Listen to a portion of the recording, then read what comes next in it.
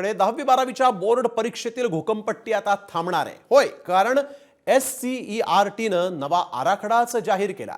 नव्या आराखड्यानुसार आता परीक्षेत क्षमताधिष्ठित प्रश्नांवर भर देण्यात येणार आहे.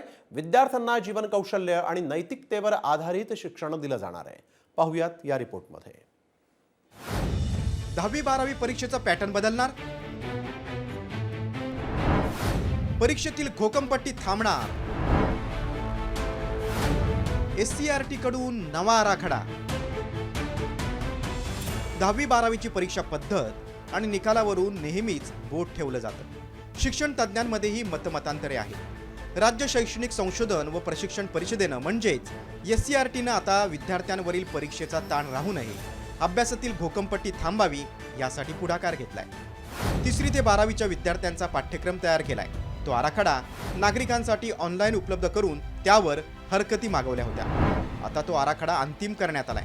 त्यात क्षमताधिष्ठित प्रश्नांवर सर्वाधिक भर दिलाय. महत्त्वाचे काय बदल होणार आहेत ते पाहूया.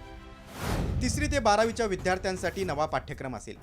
मानवी मूल्य, जीवन कौशल्य आणि नैतिकतेवर आधारित शिक्षण असेल.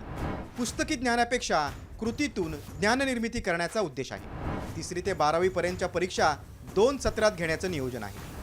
परीक्षेत क्षमताधिष्ठित प्रश्नांवर भर देण्यात येणार आहे आणि आगामी 10वी-12वीची परीक्षाही 10 दिवस आधी घेण्याचं नियोजन आहे. नवीन आराखड्यात आरोग्य, कला आणि व्यावसायिक शिक्षणावर भर देण्यात आलाय. व्यावसायिक शिक्षणाअंतर्गत कृत्रिम बुद्धिमत्ता, मशीन लर्निंग, डाटा सायन्स, कृषी असे नाविन्यपूर्ण विषय असतील. आगामी शैक्षणिक वर्षापासून तो आराखडा 10वी-12वीसाठी लागू करण्याचं नियोजन आहे. 10वी-12वीची परीक्षा काही दिवस अलीकडे घेण्याचंही नियोजन आहे. त्यावरील हरकती आणि सूचना पाहून बोर्डाकडून काही दिवसात अंतिम वेळापत्रक जाहीर केलं जाईल. हा नवीन पॅटर्न विद्यार्थ्यांच्या गुणवत्ता वाढीला पूरक ठरणार का, हे येत्या काळात कळणार आहे. ब्युरो रिपोर्ट, साम TV.